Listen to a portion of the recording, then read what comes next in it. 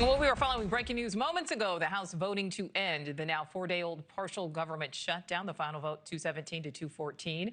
That funding package now goes to President Trump to sign. Let's listen in to House Speaker Mike Johnson. We hope that everyone is in good faith. We think the next 2 weeks will be critical, but I hope that they will not keep that funding in suspense because it's too important to the American people. Mr. Speaker, good afternoon.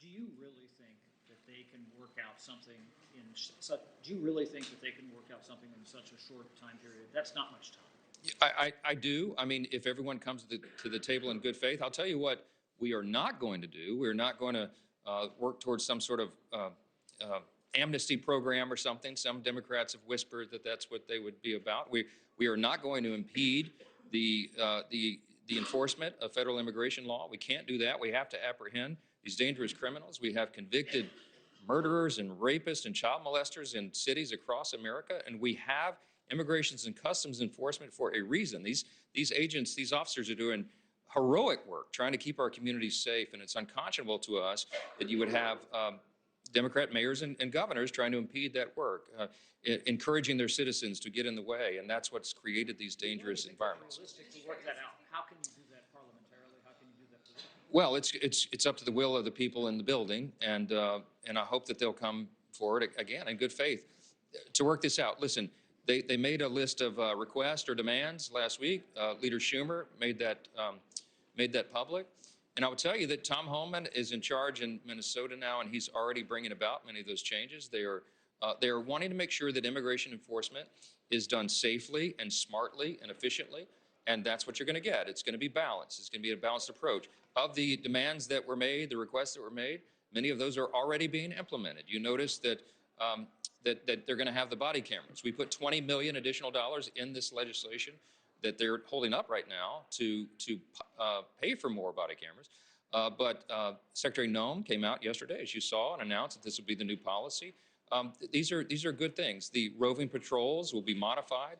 There are a lot of things that I think were thoughtful suggestions that would have already been implemented by Mr. Homan and others who are in charge of all this. And so I think we can get to an agreement. I certainly hope that's true. And if they have any intention of trying to keep these other agencies of government closed, it will be a fool's errand. And remember, we did front load the funding for Immigrations, Customs Enforcement and CBP in the big, beautiful bill. So they have enough funding to go for the next few years. So what they will be tying up if the Democrats choose to close the government is these very essential services for everything else: FEMA, Coast Guard, TSA, and other aspects of national security. So it's a very dangerous game that they're playing. Yes, ma'am. Mr. Speaker. Will Republican members in the House support those changes, and do they need assurances like the SAVE Act attached to it? Well, look, we are going to be fighting for the SAVE Act, and I'll tell you why this is so important. We've passed it twice in the House, and we will pass it again. The SAVE Act just simply says you have to have verification of citizenship to register to vote. That's about a 90-10 issue on many of the polls in this country. And we're going to enhance it by what the president calls the Save America Act. And so it would be proof of citizenship to register to vote and voter ID, which is also about an 80 or 90% issue on the polling nationwide, depending on who you talk to. These are very important things to ensure that our elections are free and fair and safe. And that's a critical component of maintaining a constitutional republic. So this is a big priority for not just House Republicans, but for the American people. And we will continue to attach this to legislation and send it over. And it will be part of the discussion over the next couple of weeks, and we'll see how that shakes out. But I suspect that some of the changes, the procedural modifications with ICE, Immigrations Customs Enforcement, will be codified. I mean, they've said that they're willing to do some of this, and so we'll see how it comes out.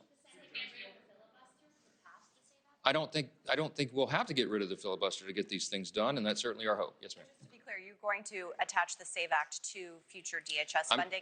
I'm not going to tell you in advance how those negotiations will go. There's a lot of discussions to be held, but I will tell you what I'm saying to you is that House Republicans have already passed the SAVE Act twice. We did it in the last Congress, did it in this Congress. We will continue to try to advance that because we believe that is critically important to the American people and to our election system.